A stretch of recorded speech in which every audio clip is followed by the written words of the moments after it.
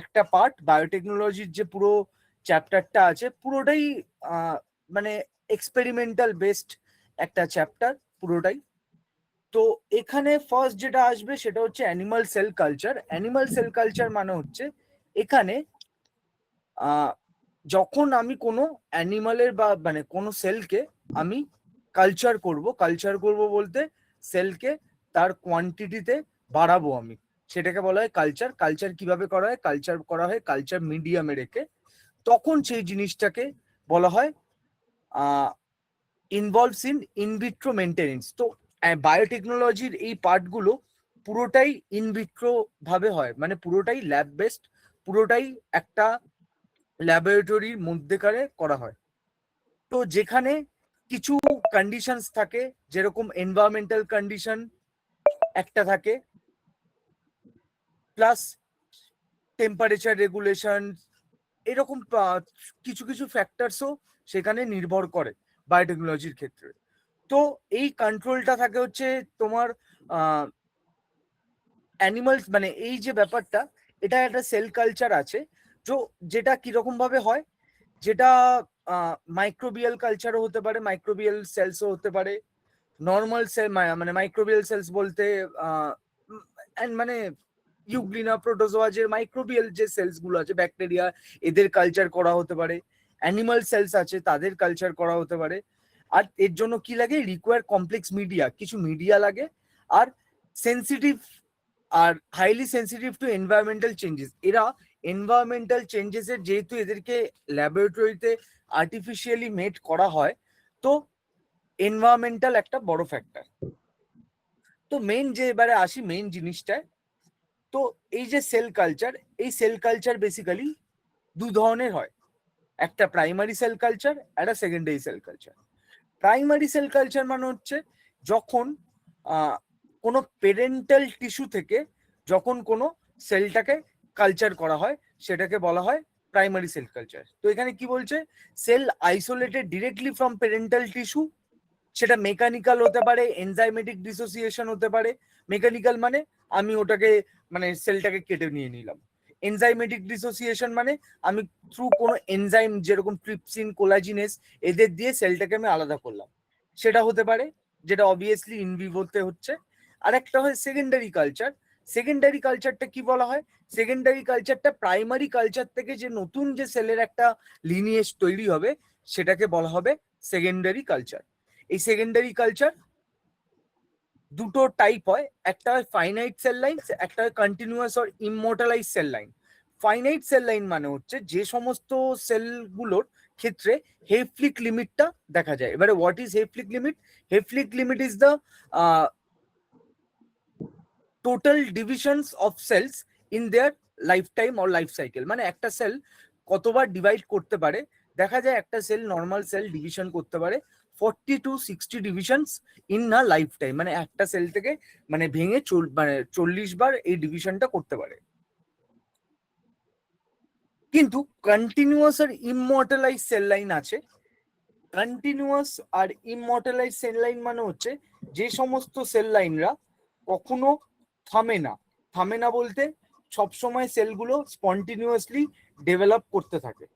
এইখানে কারা হতে পারে স্পন্টিনিউয়াসলি ডেভেলপ করতে পারে? এই স্পন্টিনিউয়াসলি ডেভেলপ করার একটাই সেল লাইন আছে, যেটাকে ফার্স্ট বলা হয় ক্যান্সার সেল লাইন। এইখানে যে হেলা সেলস আছে, হেলা সেলসটা কি? বেসিক্যালি হেলা সেলস হচ্ছে একজন মানে তোমার কি বলবো, একজন পেশেন্টের নাম, যার নাম ছিল হেনরিয়েটা ল্যাক্স। তার থেকে তার ওভারিয়ান ক্যান্সার, এই সরি, তার সার্ভাইকাল ক্যান্সার হয়েছিল। তো তার থেকেই সেলটা প্রথম আসে, তার জন্য নামটা আসে হচ্ছে হেলা সেলস, যার সার্ভাইকাল ক্যান্সার হয়েছিল আর কি। আর তার যে সেলসটা যখন স্টাডি করেছিল, সেই স্টাডি মানে ইনডেফিনিটলি এই সেলটা যখন ছিল, এই সেলটা ইনডেফিনিটলি টাইম পর্যন্ত গ্রো করতে থেকেছিল, এর কোনো হেফলিক লিমিট থামেনি। তো এই জিনিসটাকে বলা হয় হেলা সেলস। আর সিএইচও হচ্ছে চাইনিজ হ্যামস্টার ওভারিয়ান সেলস। যারা একটা হ্যামস্টার পাওয়া যায়, তাদের সেল মানে কন্টিনিউয়াসলি ইনডিফিনিট টাইম পর্যন্ত ডিভাইড করতে পারে। তো এই সেলগুলোকে বলা হয় ইমমর্টালাইজ সেল লাইন। আর যারা এটা ক্যান্সারেও ছিল, যে যারা কন্ট্যাক্ট ইনহিবিশনে থেমে যায় না, মানে দুটো সেলের মধ্যে কন্ট্যাক্ট হলো, ওরা থামলো না, তাদের মধ্যে। এবার আসি কালচার মিডিয়া।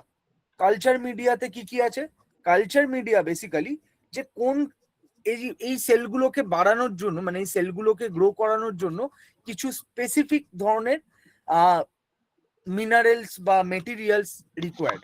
তার মধ্যে কি বেসাল মিডিয়াতে ইউজ করা হয় amino acid, vitamin, inorganic salt and carbon sources R glucose, fructose, এই সমস্ত জিনিস। কেন? কারণ আমাকে যদি কোনো সেলকে গ্রো করতে হয়, সেল একটা জিনিসই বোঝে, আমাদের cell glucose, fructose, carbohydrate source, তার সাথে অ্যামাইনো অ্যাসিড, ভিটামিনস, এই জিনিসগুলো কি করবে? সেলের গ্রো করতে আরো হেল্প করবে। নেক্সট আসে যেটা, সেটা হচ্ছে বাফারিং সিস্টেম। বাফারিং সিস্টেম মানে আমাকে এমন জায়গায় জিনিসটাকে গ্রো করতে হবে যেটা বাফারের মতো কাজ করে, বা যদি আমি সোজা এতে বুঝি যে তার পিএইচ লেভেলটা নিউট্রালের বা তার থেকে হয়তো একটু বেসিক হবে, তার বেশি হবে না, বা নিউট্রাল হবে, সেই সমস্ত জিনিসগুলোকে দিয়ে আমরা বাফারটাকে তৈরি করি। যেরকম সোডিয়াম বাইকার্বনেট, এই সমস্ত জিনিসগুলো দিয়ে বাফারটা তৈরি হয়। আর লাস্ট যে জিনিসটা আসে সেটাকে বলা হয় সিরাম। সিরামে কোন জিনিসটা ইউজ হয়? সেটা হয় ফিটাল বোভাইন সিরাম। বোভাইন মানে হচ্ছে বোভাইন মানে হচ্ছে যখন মানে এই কাউ, ক্যাটেল জাতীয় যে প্রাণীগুলো আছে তাদের বডি থেকে এই ফিটাল বোভাইন সিরামটা নেওয়া হয়, যেটা 5 to 20% provide essential growth factors, যেটার মধ্যে প্রচুর পরিমাণে গ্রোথ ফ্যাক্টরস আছে। অবভিয়াসলি এই সিরামটা কি করে? ফিটাল মানে হচ্ছে ফিটালকে গ্রোথ করতে হেল্প করে, তো সেই গ্রোথ ফ্যাক্টর সেই সিরামের মধ্যে আছে। সেইগুলো হরমোনস, তার সাথে হরমোনস, এই জিনিসগুলো অ্যাড করা হয় যাতে এই কালচার মিডিয়াটা খুব তাড়াতাড়ি সেই সেল লিনিয়েজটাকে গ্রো করাতে পারে। প্লাস তার মধ্যে নিউট্রিশন দেওয়া হয়, নিউট্রিশনের মধ্যে যেটা বললামই, ভিটামিন, মিনারেলস, গ্লুকোজ, এই সমস্ত জিনিসগুলো দেওয়া হয় যাতে এগুলো খুব তাড়াতাড়ি গ্রো করাতে পারে, আর ল্যাবে এক্সপেরিমেন্ট তাড়াতাড়ি চলতে থাকে।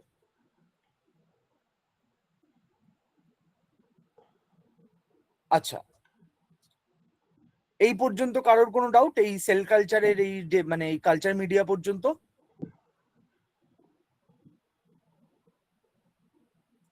না স্যার। আচ্ছা,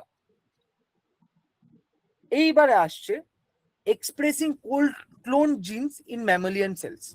আমাদের বডিতে কিছু জিনস ক্লোন করা হয়। ক্লোন মানে হচ্ছে, মানে যদি আমি ইজি ভাষায় বুঝি, ক্লোন মানে হচ্ছে কপি করা। একটা ক্লোন মানে একটার হুবহু কপি করা, সেটাকে বলা হয় ক্লোন জিনস। এই ক্লোন জিনস কিভাবে ম্যামালিয়ান সেলে এক্সপ্রেস করানো হয় আর কি, কিভাবে এক্সপ্রেস করানো হয় সেই জিনিসটাই বলা হয়েছে। সেই জিনিসটার জন্য কি কি লাগে? সেই জিনিসটার জন্য যেটা মেন লাগে, এই post transcriptional modification, post translational modification এই সময় লাগে। তার সাথে স্পেসিফিক গ্লাইকোসাইলেশন, ফোল্ডিং, ফসফোরাইলেশন, এই সমস্ত জিনিসগুলো হয়। তো ভেক্টর সিস্টেম কিভাবে কাজ করে, কি করে আমাদের ম্যামালিয়ান সেলস এর মধ্যে এই ক্লোন জিনগুলোকে এক্সপ্রেস করানো হয়? তার মধ্যে ফার্স্ট হচ্ছে যেটা জেনেটিক্যাল লেভেলে হয়, যে strong viral or eukaryotic promoter আমাদের বডিতে খুব, মানে একটা যেটা থ্রু থেকে আমাদের বডিতে ঢুকবে, কিন্তু ঢোকার পরে আমাদের বডি কিভাবে সেটাকে এক্সপ্রেস করবে, তার মধ্যে ফার্স্ট লাগে হচ্ছে প্রোমোটার, যে যেখানে গিয়ে সে বাইন্ড করবে প্রোমোটার রিজিয়নটা। তাদের মধ্যে কি কি ইউজ করা হয়? প্রোমোটারের মধ্যে CMV, SV40 to drive high transcription rate, এই প্রোমোটার গুলোকে ইউজ করা হয়। পলিঅ্যাডিনাইলেশন সিগন্যাল মানে হচ্ছে তোমার ওই পলি এ টেল যেটা আছে, সেই পলি এ টেলটা অ্যাড হয়, সেটাকেও পলিঅ্যাডিনাইলেশন বলে।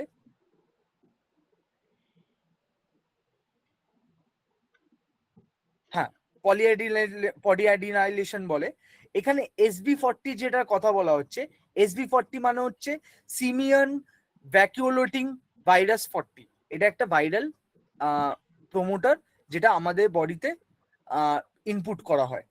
সেখান থেকে এটাকে পলিঅ্যাডিনাইলেশন টেল আসে, সেখানে এমআরএনএটাকে খুব স্টেবল করা হয় পলিঅ্যাডিনাইলেশন হওয়ার পরে।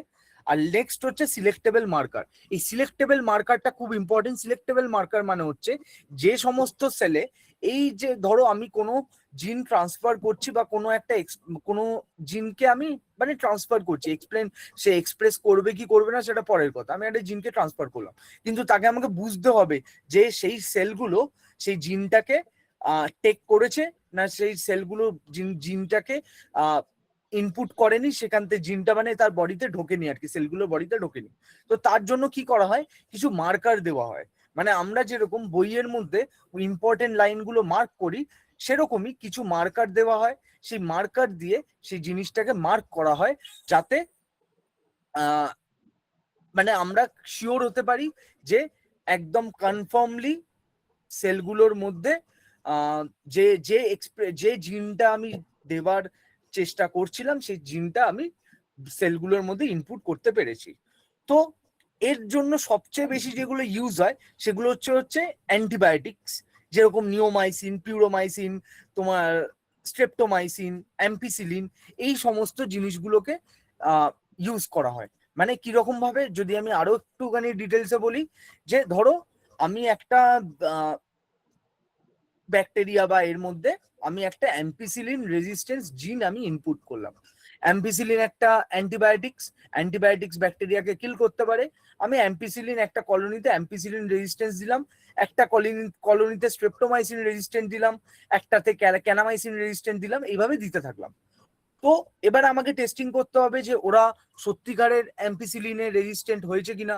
তো আমাকে কি করতে হবে, ওই যে ব্যাকটেরিয়ার কালচারটাকে আছে সেটাকে অ্যাম্পিসিলিনের মধ্যে যে অ্যান্টিবায়োটিক্স আছে তার মধ্যে দিয়ে দিতে হবে, মানে সেখান থেকে মানে স্যাম্পল দিতে হবে।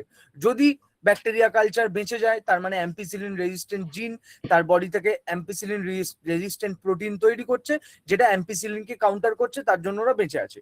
যদি ওরা বেঁচে না থাকে তার মানে যে যে জায়গায় বেঁচে নেই তাদের বডিতে সেই জিনগুলো ইনপুট হয়নি, তাই জন্য তারা অ্যাম্পিসিলিন যেই গেছে ওদের বডিতে ওরা মরে গেছে, অ্যান্টিবায়োটিক্স কাজ তার করে দিয়েছে।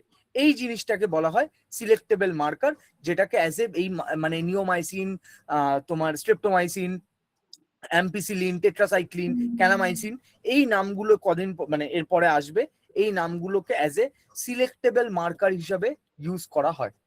এই জিনিসটা বোঝা গেল কি মানে যেটা বললাম?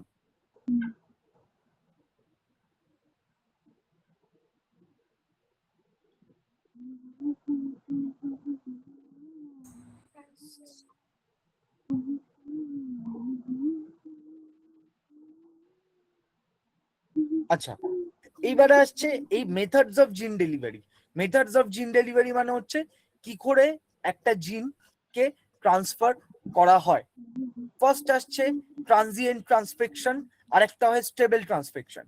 ট্রানজিয়েন্ট ট্রান্সফেকশন মানে হচ্ছে the foreign DNA enters the nucleus but does not integrate into the host genome. Genome মানে আমার ওভারঅল পুরো যে যত জিন আছে সবকটাকে নিয়ে জিনোম তৈরি হয়।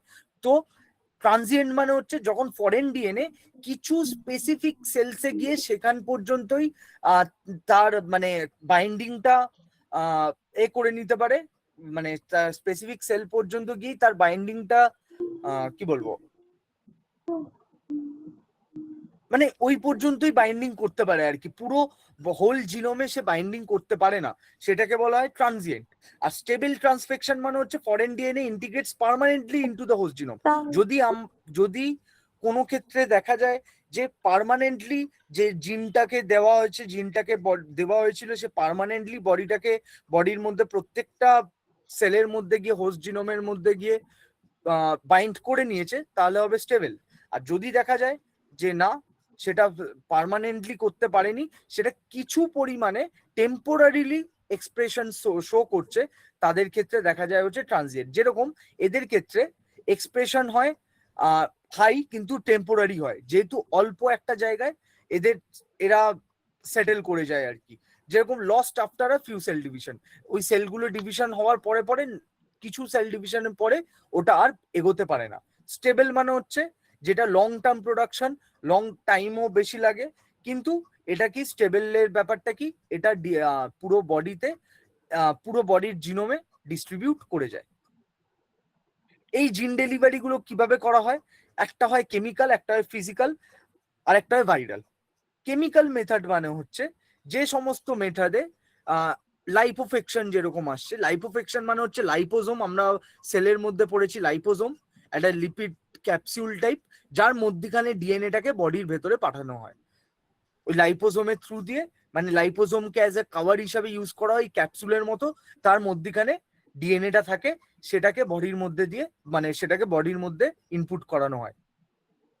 ফিজিক্যালের মধ্যে কি আসছে সেটাকে বলে ইলেকট্রোপোরেশন। ইলেকট্রোপোরেশন মানে হচ্ছে ইলেকট্রিক্যাল পালস দিয়ে বা ওই ভোল্টেজ দিয়ে মেমব্রেনের মধ্যে পোর্স ক্রিয়েট করে যেটা করা হয় সেটা হচ্ছে ফিজিক্যাল। তার সাথে মাইক্রো ইনজেকশন তো আছে। মাইক্রো ইনজেকশন মানে হচ্ছে ইনজেকশন যেরকম হয় নিডলস, তার থেকেও সরু হয় সেই সমস্ত জিনিস। আর একটা যেটা সবচেয়ে বেশি পরিমাণে ইউজ হয় সেটা ভেক্টর। ভাইরাল ভেক্টর মানে হচ্ছে কিছু ভাইরাস আছে যেরকম lenti virus, adeno virus, adeno associated virus, এরা খুব হাই এফিসিয়েন্ট শো করে এই মানে এই ডিএনএ গুলোকে ট্রান্সফার করতে। কিরকম ভাবে? এদের বডিতে যে ভাইরাল ডিএনএ আছে, সেই ভাইরাল ডিএনএ এর জায়গায় এই ডিএনএ গুলো, যে ডিএনএটা আমার দরকার বা যেই ডিএনএটা আমার রিকোয়ার্ড, সেই ডিএনএটা ইনপুট করে এরা অ্যাজ এ মোবাইল হিসাবে ইউজ হয়, মানে অ্যাজ এ ট্রাভেলার হিসাবে ইউজ হয়। ওদের বডিতে ওই ডিএনএটাকে ইনপুট করে দেওয়া হয়, এরা ঠিক যেখানে অ্যাটাক করার সেখানে গিয়েই অ্যাটাক করবে। আমাদের কি সুবিধা হবে? যে ডিএনএটা যেখানে পাঠানোর কথা এক্স্যাক্ট সেখানে যাবে। কারণ ভাইরাস, একটা ভাইরাল অ্যাটাকের কিছু, মানে ভাইরাল অ্যাটাক ওইভাবে হয় না, ওরা স্পেসিফিক অর্গান বেসড হয়। মানে কোনো ভাইরাস যেরকম হেপাটাইটিস অ্যাটাক করে হচ্ছে লিভারে, এই রকম সিমটম, মানে এই যে সিমটম গুলো দেওয়া যায়, তো স্পেসিফিক্যালি যদি কোনো ভাইরাসকে কোনো পার্টিকুলারলি অর্গানে পাঠাতে হয় তখন এই ভাইরাল ভেক্টরটা কাজ করে। এইবারে আসি molecular diagnosis of genetic disease. Molecular diagnosis মানে হচ্ছে কিছু জেনেটিক ডিজিজে ওরা নাম দিয়ে দিয়েছে সিলেবাসে, তো তার মলিকিউলার লেভেলে ডায়াগনোসিসের জিনিসগুলো দেখতে হবে যে কিভাবে করা হয় বা কিভাবে করা মানে চেষ্টা চলছে আর কি। তো ফার্স্ট একটা কমন ডিজিজ সেটা হচ্ছে সিস্টিক ফাইব্রোসিস।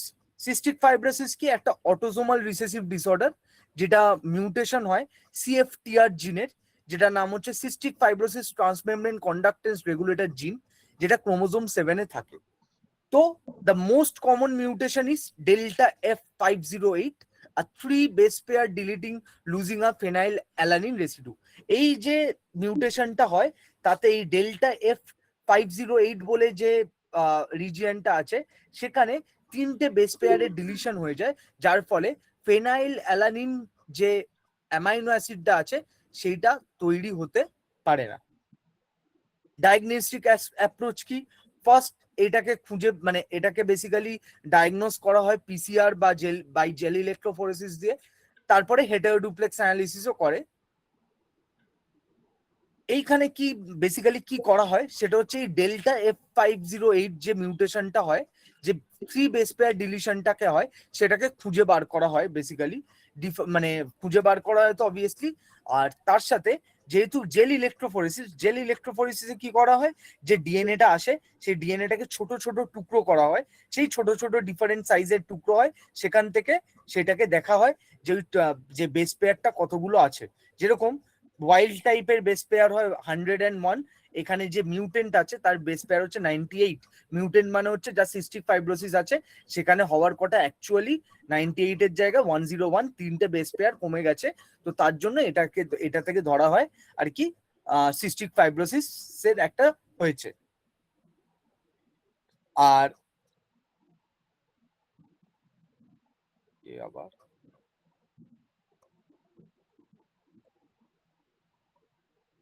ও বাবা,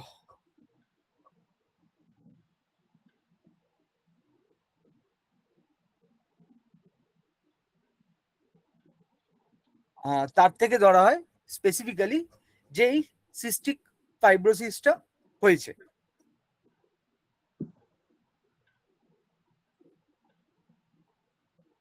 দেন যেটা আসছে সেটা হচ্ছে sickle cell anaemia. Sickle cell anaemia এটাও খুব, মানে এটাও পড়া বেসিক্যালি, এটাও মানে মিউটেশনের ক্ষেত্রে তো সবচেয়ে বেশিরভাগ এই এক্সাম্পল গুলো আসে। এটাও একটা অটোসোমাল রিসেসিভ কন্ডিশন, যেটা একটা সিঙ্গেল পয়েন্ট মিউটেশনের জন্য হয়, কোথায় হয়? বিটা গ্লোবিন জিনে হয়, ক্রোমোজোম নাম্বার 11-এ। সেম অ্যাডিনিনের জায়গায় থাইমিন বসে যায়, যেখানে গ্লুটামিক অ্যাসিডের জায়গায় ভ্যালিন ক্রিয়েট হয়ে যায় পজিশন 6-এ। মানে পজিশন 6-এ আমাদের অ্যাডিনিনের জায়গায় থাইমিন বসে যায়, তার জন্য গ্লুটামিক অ্যাসিডের জায়গায় তৈরি হয়ে যায় ভ্যালিন। এর ডায়াগনস্টিক অ্যাপ্রোচ কিভাবে হয়? এই যে মিউটেশনটা হয়, এই মিউটেশনের জন্য যে টেকনিকটা ইউজ হয়, সেই টেকনিকটার নাম হচ্ছে আরএফএলপি, রেস্ট্রিকশন ফ্র্যাগমেন্ট লেন্থ পলিমরফিজম। এবারে এই টেকনিকগুলোর যদি ডিটেলসে এই টেকনিকগুলো স্পেসিফিক্যালি আছে, তখন ডিটেলসগুলো তোমরা যখন পড়বে তখন জানতে পারবে যে টেকনিকগুলো কিভাবে অ্যাকচুয়ালি হয়।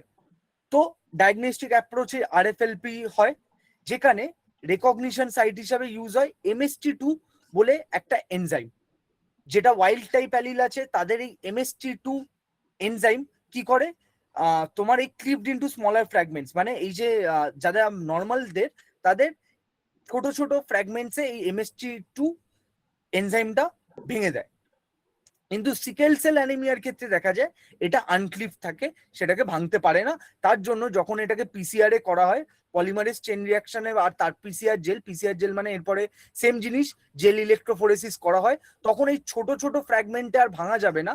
তো ছোট ছোট ফ্র্যাগমেন্টে না ভাঙা গেলে এই জেল ইলেকট্রোফোরেসিসে কি হয়, তো মানে একটা ইলেকট্রিসিটি পাস করা হয়। তো ডিএনএ যেহেতু নেগেটিভলি চার্জ, সে পজিটিভের দিকে এগোতে থাকে। এইটাই ব্যাপারটা হয় যে যত বেশি ছোট ফ্র্যাগমেন্ট হবে সে তত বেশি এগোবে, যে বড় ফ্র্যাগমেন্ট হবে সে এগোতে পারবে না। এইখানে যেহেতু এটা আনক্লিভ থাকে, তো সে পরবর্তীকালে সেইভাবে এগোতে পারে না যেটা নর্মাল পারে। এখান থেকে ডায়াগনস্টিক মানে এখান থেকে জিনিসটাকে ধরা হয়। এবারে তোমরা বলতে পারো যে এই দুটোরই বেসিক্যালি ট্রিটমেন্ট কি করে করা যেতে পারে। এই ট্রিটমেন্ট গুলো বেসিক্যালি পুরোটাই হয় জিন ট্রান্সফার দিয়ে। তো এখনো পর্যন্ত আমি শিওর নই যে এইগুলো জিন ট্রান্সফার দিয়ে ট্রিটমেন্ট হচ্ছে কি হচ্ছে না, বাট মানে প্র্যাকটিক্যালি কিভাবে হচ্ছে। কিন্তু যতদূর আমি পড়েছিলাম যে এই ট্রিটমেন্ট গুলো হয় জিন গান দিয়ে মানে হচ্ছে স্পেসিফিক্যালি এই সিকোয়েন্স, যেহেতু আমরা জানি যে সিস্টিক ফিব্রোসিস যেরকম ক্রোমোজোম নাম্বার 7-এ আছে, ডেল্টা F508 যে কমন মিউটেশন এইখানে, বা এখানে যদি সিকেল সেল অ্যানিমিয়ার ক্ষেত্রে জানি যে ক্রোমোজোম নাম্বার 11-এ আছে, যেহেতু পার্টিকুলার লোকেশনে জানি, তো পার্টিকুলার যে জিনগুলো এর জন্য রেসপন্সিবল, তার অল্টারে আমি ভালো জিন সেখানে ইনপুট করিয়ে সেই জায়গা থেকে আমি ভালো মানে যেটা নর্মাল যে প্রোটিনটা তৈরি করাতে পারলে সেখান থেকে আবার এই ডিজিজগুলো কিওর হওয়ার চান্সেস থাকে। এটা প্র্যাকটিক্যালি জানি না কতটা এখনো পর্যন্ত ইন্ডিয়াতে হচ্ছে, বাট এইভাবে মানে এটা করা যায় আর কি, এইভাবে ট্রিটমেন্ট হয়, যেগুলো জেনেটিক ট্রিটমেন্ট আর কি। এরপরে যেটা আসে সেটাকে হচ্ছে ডলি অ্যান্ড পলি। এই ডলি অ্যান্ড পলির বেসিক্যালি একটা যে প্রসেসটা এদের ক্ষেত্রে ইউজ করা হয়, এটা বায়োটেকনোলজির একটা নোবেল প্রসেস ছিল, সেটাকে বলা হচ্ছে somatic cell nuclear transfer, SCNT, যেটা করা হয়েছিল। তো এটা আগে এটা মানে পুরোটা ডেসক্রাইব করার আগে, এই ডলি ছিল বেসিক্যালি একটা শিপ। মানে এইটাকে কিভাবে করা হয়েছিল, এখানে আমি একটা ছবি দিয়েছি, এই ছবিটা দেখলে পুরোটা বোঝা যাবে। করা কি হয়েছিল, একটা স্কটিশ ব্ল্যাক ফেসের ফিমেল নেওয়া হয়েছিল, যার থেকে ওভামটাকে কালেক্ট করা হয়েছিল। আর আরেকটা শিপ নেওয়া হয়েছিল, সেটা ফিন ডরসেট ছিল, যার থেকে তার মেমারি সেলস নেওয়া হয়েছিল। মেমারি সেলস মানে হচ্ছে তাদের মেমারি গ্ল্যান্ড থেকে কিছু সেলস নেওয়া হয়েছিল। নেক্সট স্টেপে কি করা হয়েছিল, এই যে ওদের ক্ষেত্রে যে এগ ডোনারটা আছে বা যে ওভামটা আছে, সেই ওভামটা থেকে ওভামের মধ্যে যে নিউক্লিয়াসটা থাকে, সেই নিউক্লিয়াসটাকে ওভাম থেকে বার করে দেওয়া হয়েছিল। তো আমাকে যদি ফার্টিলাইজ করতেই হয়, তার মানে আমাকে এই নিউক্লিয়াসটা থাকতে হবে ওভামে, তার সাথে এই শিপের যে স্পার্ম যাবে সে গিয়ে ফার্টিলাইজ করবে। কিন্তু ওরা এক্সপেরিমেন্টালি কি করলো, ওরা এক্সপেরিমেন্টালি এই যে মেমারি সেলস আছে, এই মেমারি সেলসের যে নিউক্লিয়াস আছে সেটাকে ইলেকট্রিক শক দিয়ে ফিউজ করে দিল সেই ওভামের মধ্যে।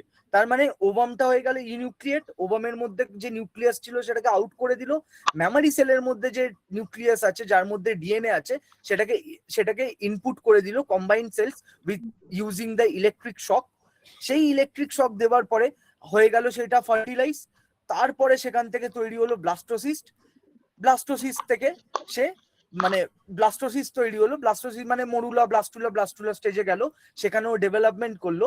সেই ডেভেলপমেন্ট করার পরে সেটাকে একটা অন্য মায়ের মানে অন্য আরেকটা শিপের মধ্যে সারোগেট করানো হলো, মানে অন্য একটা শিপের ইউটেরাসে ইমপ্লান্ট করে দেওয়া হলো। সেখান থেকে যে ফার্স্ট একটা ফিটাস তৈরি হয় আর 5 মান্থস এর একটা ল্যাম্প তৈরি হয় যার নাম ডলি। এটার কেন এটা এত ইম্পর্টেন্ট একটা এক্সপেরিমেন্ট ছিল, কারণ এখানে কোনো স্পার্মের হেল্প লাগেনি, এখানে সোম্যাটিক সেল, যেহেতু মেমারি সেলটা হচ্ছে সোম্যাটিক সেল, সে তার নিউক্লিয়াস দিয়ে একটা পুরো অর্গানিজম বা একটা, হ্যাঁ বেসিক্যালি অর্গানিজমই একটা পুরো তৈরি করা হয়েছিল।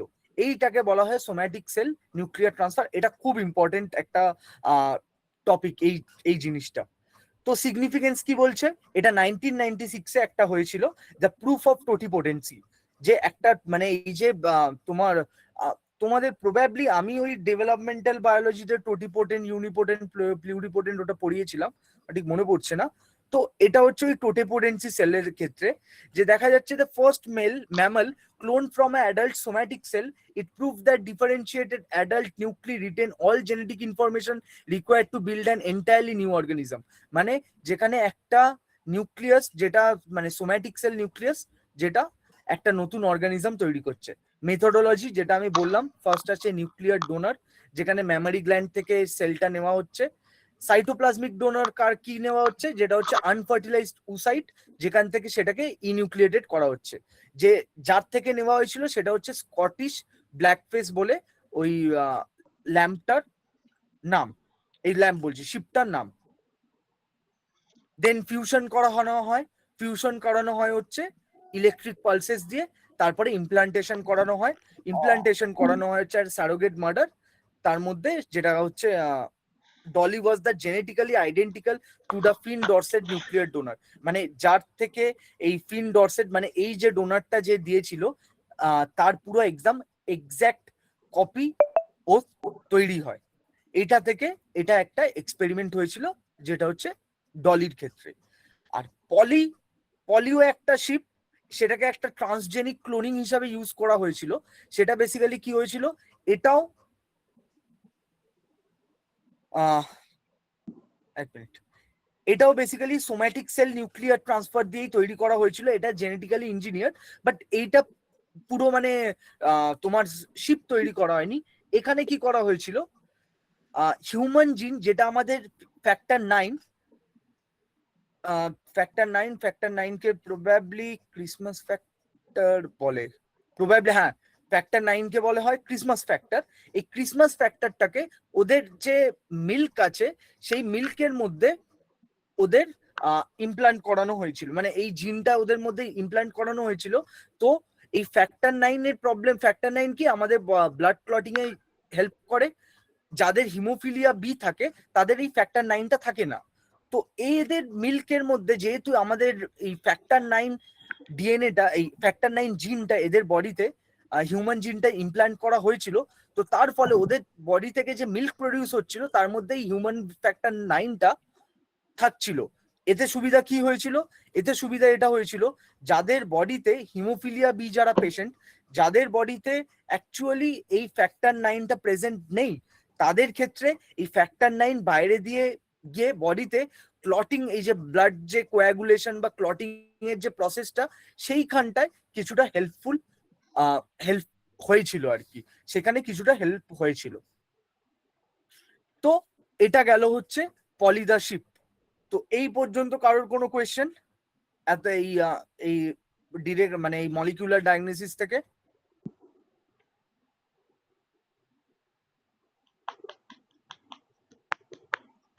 কারোর কোনো বুঝতে অসুবিধা?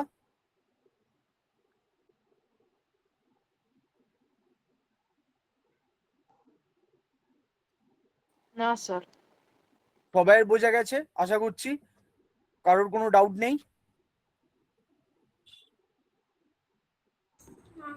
আচ্ছা, এরপরে যেটা আসছে সেটা হচ্ছে জিন থেরাপি। এই লাস্ট এখানে জিন থেরাপি আছে।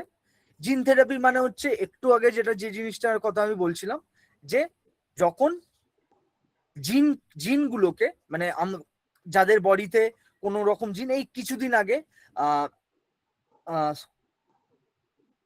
সোম্যাটিক মাস্কুলার একটা ডিজিজে তোমরা তো দেখেছো, এই কদিন আগে একটা বাচ্চার নিয়ে প্রচুর ভাইরাল হয়েছিল, যে বাচ্চাটা উঠে মানে 1 বছরও মনে হয় বাচ্চাটার বয়স না, বাচ্চাটা বডিতে কোনো রকম মানে আহ, উঠে দাঁড়াতে পারতো না, তার একটা জিন ট্রান্সফারের ব্যাপার ছিল, তাকে একটা মানে আহ, তার বডিতে একটা জিন ইমপ্লান্ট করার দরকার ছিল, সেই জিনের জন্য একটা ক্রাউড ফান্ডিং করছিল। সেই জিনিসটাই হচ্ছে basically genetical therapy, gene therapy. Obviously এটা একটু কস্টলিয়েস্ট প্রসেস, যে জিন থেরাপি, যেখানে কি করা হয়, আমাদের যে যে পেশেন্ট আছে তার যে নন ফাংশনাল জিনকে ফাংশনাল জিন দিয়ে রিপ্লেস করানো হয়।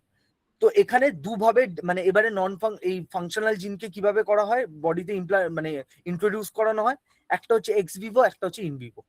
এক্স ভিভো প্রসেস কি হচ্ছে, cells are harvested from the patient genetically modified in a culture dish using viral vector, মানে সেলটাকে নেওয়া হচ্ছে, সেলটাকে বাইরে মডিফাই করা হচ্ছে, মানে বডি সেলটাকে কালেক্ট করা হচ্ছে, বডি সেলটাকে জেনেটিক্যালি মডিফাই করা হচ্ছে কালচার ডিশে, আর তার সাথে ভাইরাল ভেক্টরসদেরকেও ইন্ট্রোডিউস করা হচ্ছে। ভাইরাল ভেক্টরস মানে একটু আগে যেগুলো বললাম, লেন্টিভাইরাস, অ্যাডিনোভাইরাস, এই সমস্ত ভাইরাসগুলোকে তারপরে সেইটাকে রিইনফিউজড ইনটু দ্য পেশেন্টের বডিতে আবার রিইন্ট্রোডিউস করে দেওয়া হচ্ছে, যেটাকে বলা হচ্ছে CART cell therapies or treatment for severe combined immune race, যেটাকে বলা হয় SCID, severe combined immuno deficiency.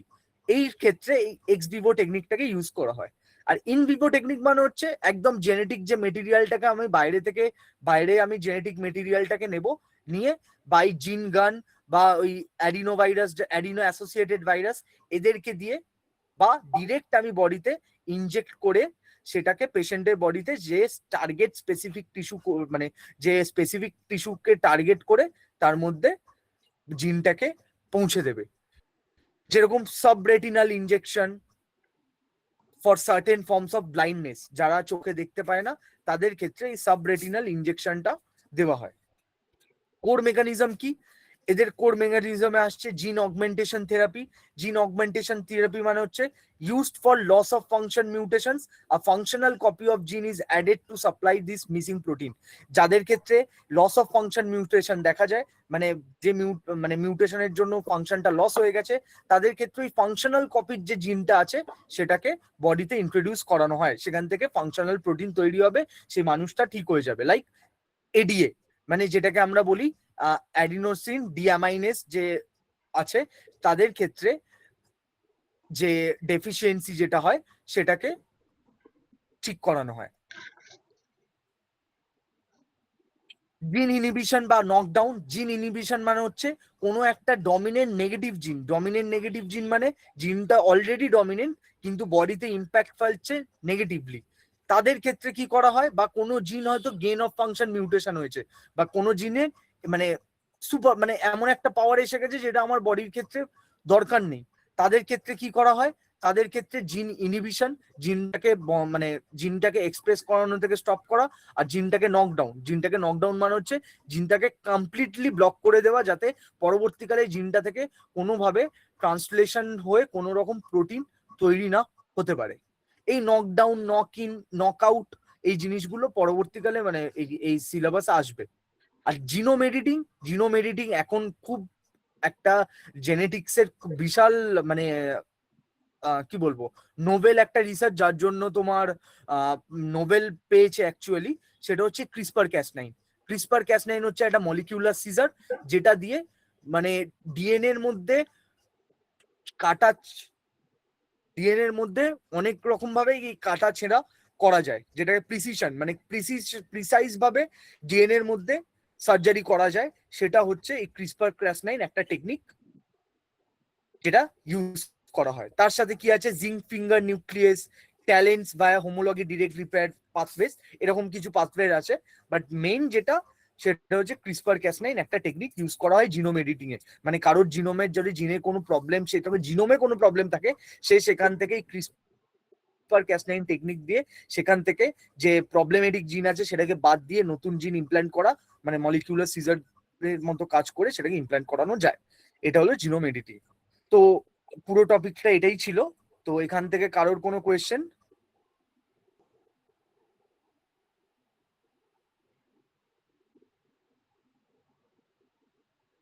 না স্যার। জিনিসটা তাহলে আশা করছি সবার বোঝা গেছে।